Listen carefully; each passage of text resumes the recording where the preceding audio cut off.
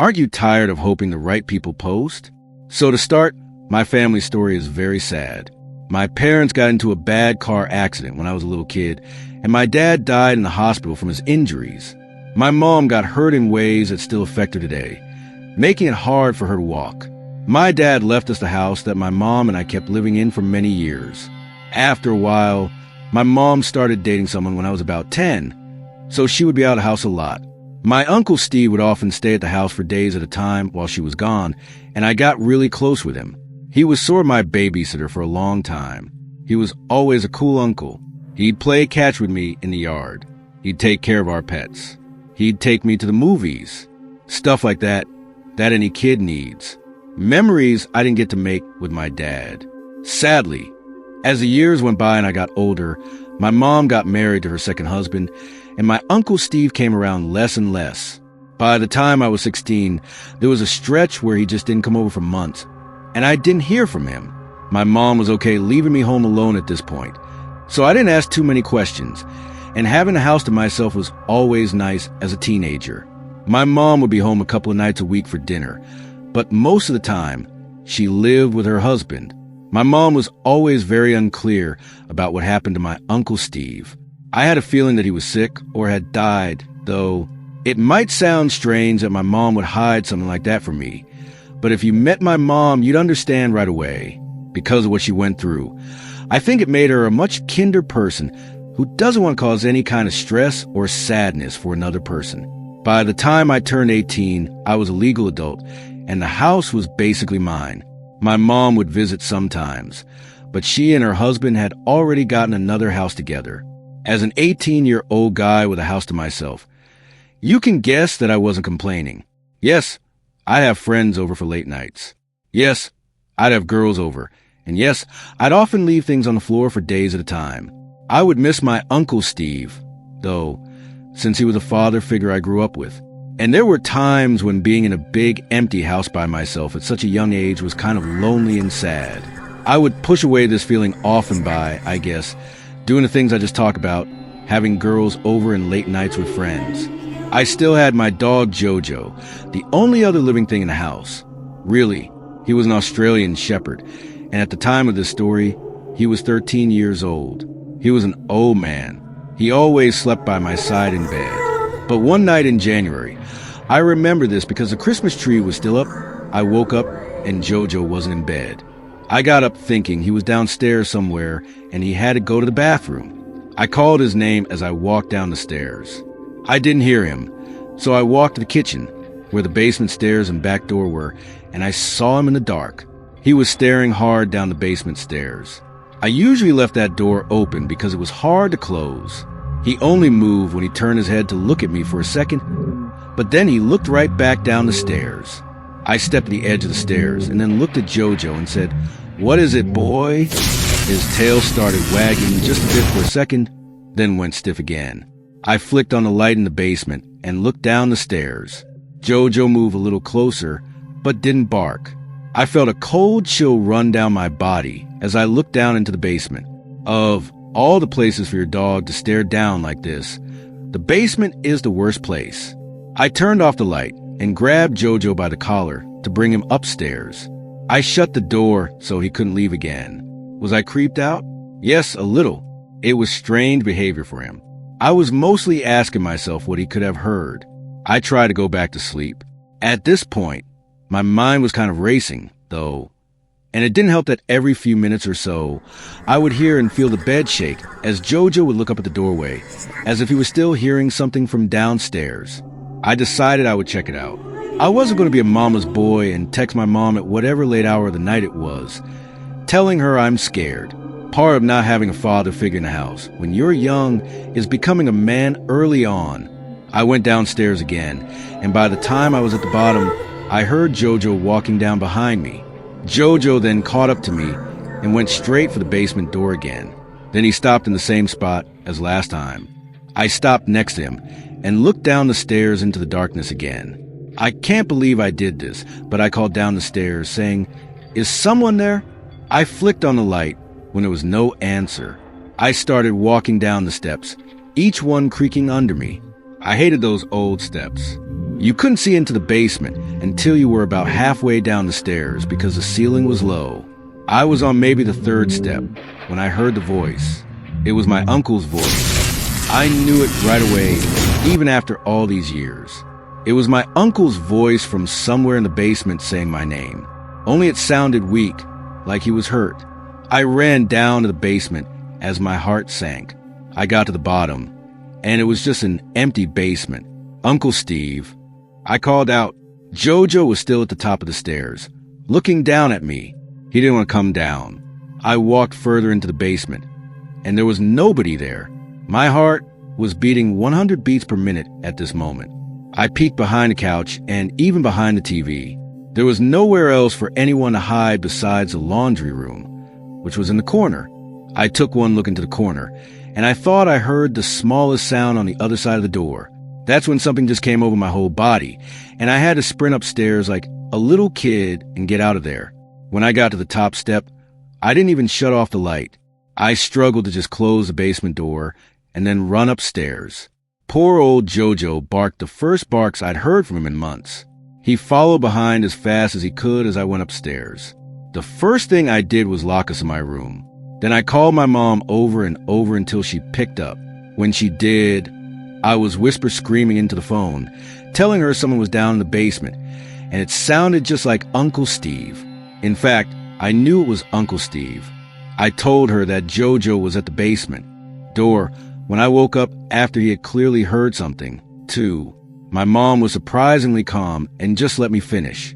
When I was done, I waited for her to say something in panic or anything, but she just said in a gentle, calm voice that I probably just woke up from a bad dream. I stood my ground and swore to her that someone was down there. Even Jojo knew it. I asked her if she thought I would just make that up. This is where she paused for a second, and that's because this was the moment she chose to tell me the truth, that my Uncle Steve got sick with cancer and died years ago. And that's why he stopped coming over. Before she could finish her explanation, I told her, it's not possible. He's down in the basement right now. She then stopped me and said, listen to me. If someone's in the basement, you need to call the cops right now. So that's what I did. I hung up, dialed 911, and told them about a break-in. Jojo and I waited in my bedroom until there was a knock at the front door, followed by the doorbell. I ran downstairs to let them in and quickly pointed them to the basement. The basement door was still pretty much jammed shut like I had left it. They told me to wait up there, but I didn't listen. I insisted on going down with them. I acted out everything as we went down, what I heard, when and where. Then I showed them where I had looked around. And then I pointed to the one spot I didn't check, the laundry room, where I heard the sound. They went to open the door, and I showed them the light switch. When the light turned on, there was no one inside. The laundry room looked the way it always looked. There was no one hiding in any secret spots or behind the machines. Nothing. It was as empty of people as it could be before we came in. I knew I was looking crazy right about now. We went back upstairs, and they did a small search of the first floor as well, then the upstairs. The house was as clear as it could be. There was no one there. They were at least pretty calm and not rude about it. Even though they probably thought I was a weirdo. They left, and I went back upstairs to call my mom again. She picked up right away, and this is where she finished explaining. My Uncle Steve had died years ago, but she didn't want to tell me because she knew I had gone through enough loss, and she couldn't bring herself to tell me. So she just played it off like my uncle had kind of disappeared, which I yelled at her was way worse. But that also didn't explain me hearing his voice just now in the basement. I calmed down and then said into the phone, Mom, I'm scared. She believed what I had heard. I know it, and that scared me even more. She tried to convince me everything would be okay, and that my brain was playing tricks on me. I pretended to agree. We hung up, and I pulled Jojo close to me. He was the only thing keeping me from freaking out of my skin that night. I didn't fall asleep for another few hours. For a whole week after that, life in that house was awful. I couldn't go anywhere near that basement door. Jojo wouldn't stare at it anymore, but it was still creepy. I know it was all real because Jojo was reacting to something. If Jojo hadn't been there, I could have brushed it off as a late-night hallucination or a mind trick. But no, someone or something was down there, something that had my uncle's voice. My mom sold that house just a year later. This happened when I was 24 and renting the upstairs of an old house by myself. It wasn't really an apartment. It was more like the second floor had been turned into its own little living space years ago. There was a bedroom, a bathroom, a tiny kitchen, and a living room. And the landlord lived out of state, so I almost never saw him. The first floor was empty and had been for months because he was supposedly fixing it up before renting out again. That part always made me a little uneasy because it meant every night I was sleeping above a totally dark, empty floor of the house. Still, the rent was cheap, and I told myself I was being dramatic. For the first few weeks, nothing happened. Then one night around 1 o'clock in the morning, while I was in bed scrolling on my phone, I heard what sounded like a single footstep right below me. It was so clear that I actually froze and waited for another one. A few seconds later, I heard another. It sounded just like someone slowly walking through the first floor living room. I sat up in bed and just listened. I remember thinking maybe it was a house settling, but it didn't sound like that. Old house sounds usually have more of a creak or a pop to them. This sounded heavier, like real weight pressing on floorboards. I stayed still for a long time, then finally told myself it had to be nothing. The next day, I checked the first floor on my way out. It was locked. I even opened it and looked inside. The place was empty and dusty with no furniture, except for an old broken table in one room. I felt silly for being scared. The next night, nothing happened. The night after that, it happened again. This time, it started around 12:30. It was the same thing. Slow footsteps below me, 3 or 4 at a time, then silence, then a few more. It lasted maybe 2 minutes. I muted my TV and stood in the middle of my living room, listening down to the floor. I kept telling myself there had to be a reason for it. Maybe an animal got in. Maybe pipes somehow sounded like that in this house. But deep down, I knew it sounded like a person moving around. I texted my friend Scott about it, and he made a joke that the downstairs tenant had finally moved in. Over the next week, it kept happening. It was always late at night, and always from downstairs. Sometimes it was footsteps, but once it sounded like a cabinet door shutting. That was the first time I got really scared enough to call the landlord. He sounded annoyed more than worried. He said no one had keys except him and me, and he was out of state. He told me old homes make weird noises and said if I was really nervous, I could call the police, but he didn't think there was any reason to. That answer actually made me more uncomfortable, because now I felt like if something was wrong, I was on my own. One Friday night, I was out later than usual and didn't get home until almost 2 o'clock. The second I stepped into my upstairs apartment, I felt that something was off.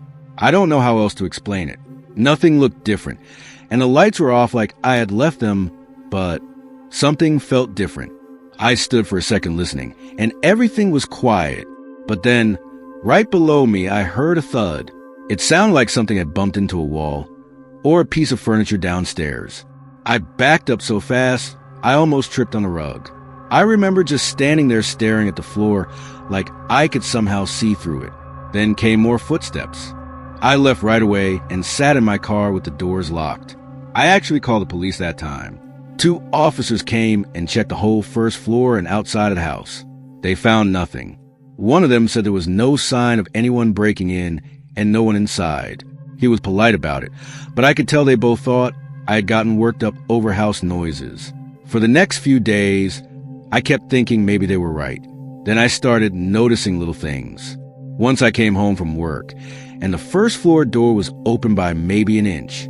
I knew I had closed it after the police were there. Another time, I smelled cigarette smoke outside the side of the house near one of the downstairs windows. I don't smoke, and neither do any of my nearby neighbors, at least not from what I knew. Then one night, I heard the footsteps again, only this time, they stopped right under my bedroom. I was lying in bed, and it sounded like whoever it was standing still in the room below me. I held my breath and listened. After maybe 10 seconds, I heard a very light tapping sound. 3 taps, then silence. I can't explain the feeling going through my body at that point. It felt like I was being watched in that moment, even though that didn't really make sense.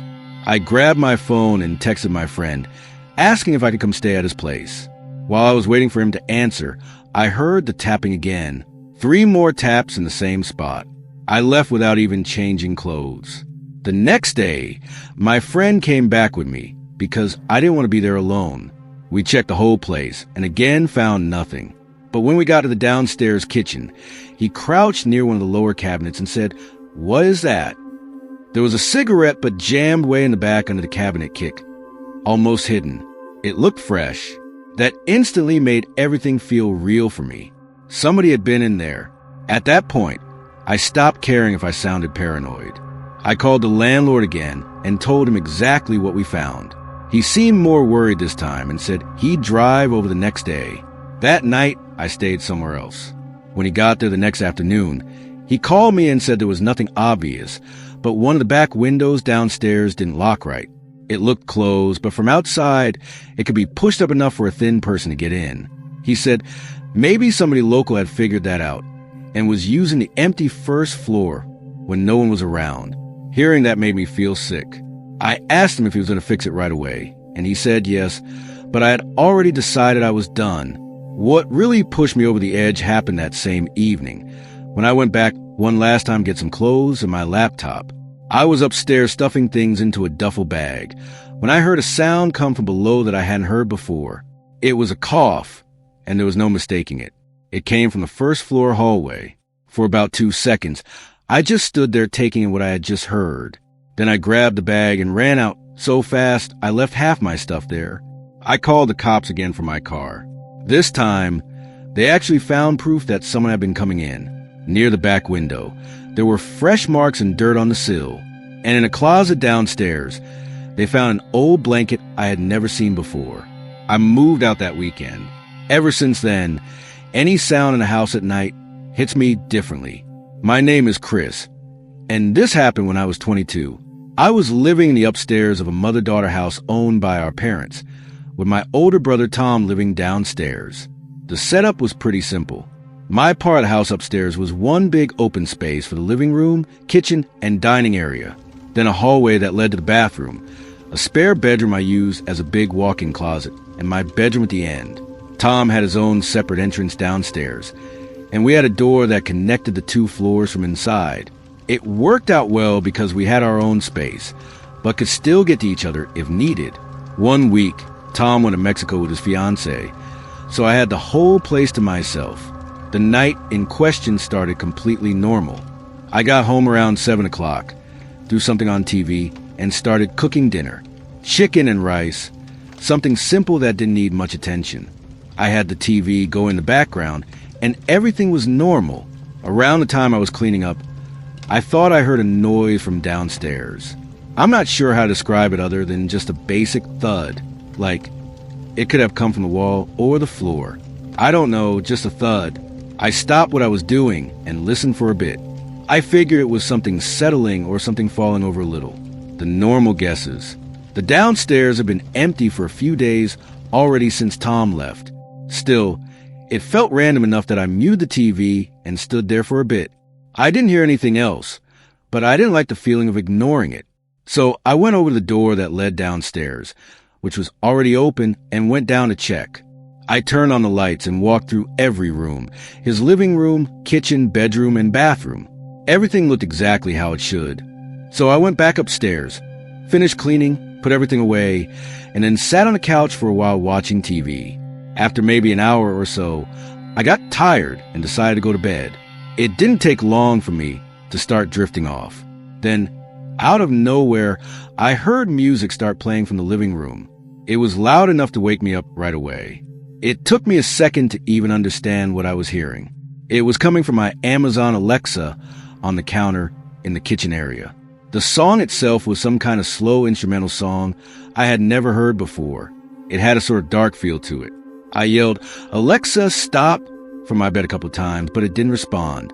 I got more annoyed than anything, got out of bed, went into the hallway, and said, "Alexa, stop," louder. The music shut off right away. I looked at it for a second, pretty much knowing it was probably just a glitch. I went back into my room and got back into bed. A few minutes later, just as I was starting to fall asleep again, I heard the Alexa say, "Sorry, I didn't quite get that. I'm having trouble understanding." I got up again, walked into the living room, and unplugged it from the wall completely. I remember thinking that would be the end of it. Clearly, that confirmed the thing was glitching out. I went back to my room, and this time I fell asleep pretty quickly. I don't know how much time passed, but I woke up suddenly to loud music again. It took me a second to even understand what was happening because I was still half asleep. Then it hit me. The music was coming from the living room again. I shot out of bed right away because I remembered unplugging the Alexa. There was no way it should have been on. I walked down the hallway slower this time. I didn't know what I was expecting to see, but I felt very uncomfortable now. I called out, "Alexa, stop," as I got closer, and the music shut off right away. I then looked at the counter. The Alexa was plugged back into the wall. I just stood there staring at it for a few seconds. You would too, if you were in the same situation. I knew without a doubt I had unplugged it. Unless I sleepwalked and plugged it back in, I remember pulling the cord out myself. There was no doubt about that. That's when that feeling in your stomach that something's really wrong hit me. I didn't check anything else because I was too scared. I turned and went straight back to my room and locked the door. Thank God it had a lock. I grabbed my phone and texted Tom, asking if he came back early and was messing with me. But as I was typing, I saw at the top of the screen under his name, it said location, Mexico. If this didn't already seem weird, now this felt straight up like a nightmare. I pulled the chair over to the door so I could sit and listen for anything on the other side. I didn't hear anything at first. Everything was completely quiet. I stayed like that for probably 10 minutes with my ear up on the door. Then I heard something that I will never forget. From out in the living room, I heard a whisper. It was quiet, but clear enough to understand what it was. It said, "Alexa, play," and then something I couldn't make out. My whole body went numb. It was like all the weight dropped out of me at once. Before I could react, the Alexa responded, and music started blasting again from the living room. I don't think I've ever felt that kind of awful fear before. I grabbed my phone and called 911, but instead of being quiet about it, I just started yelling that I was calling 911 and telling whoever was out there to get the F out. I don't know why I did that. I think I just panicked. I was 22, scared, and helpless. My first goal wasn't getting this person arrested, but rather just getting them out. The music was so loud, I couldn't hear anything else. I had no idea if the person was still out there or not. The operator answered, and I told them someone was in my house. When the song finally ended, I yelled, "Alexa, stop!" again from inside my room. It worked. The cops showed up a few minutes later. I stayed in my room until they were inside and calling my name. When I came out, I explained everything as best I could. They checked the whole upstairs and then went downstairs too. After a few minutes, they came back and said there was no one in the house. I don't know if that made me feel good or bad. Good on one hand, that the danger was gone. Bad on the other, that they got away. One of them told me that my front door was wide open when they got there. That front door was without a doubt locked, at the very least closed. That meant whoever was had left through there, but it didn't explain how they got in. The officers eventually left after telling me to call again if anything else happened. I locked the front door, locked the door to the downstairs, and didn't sleep much the rest of that night. The next day, I couldn't stop thinking about something. The downstairs apartment had been empty for days while Tom was gone. There was a part of me that couldn't shake the idea that someone might have been staying down there and just came upstairs at night to bother me and scare me. That thought bothered me more than anything else that actually happened. So I stayed at a friend's place the next night. When Tom got back 2 days later, I'd already told him everything. We went through both parts of the house again and didn't find anything obviously missing or out of place. My brother only believed me because I showed him proof of the police having come there. Otherwise, he would have thought it was a joke to scare him. The first thing we did was install cameras around the house, front, back, and inside by both doors. Nothing like that happened after that. Eventually, our parents made us get our own apartment so they could rent that house out for extra money. In a weird way, I was happy to get out of there because when something like this happens, it sticks with you and it becomes attached in your mind to that place where it happened.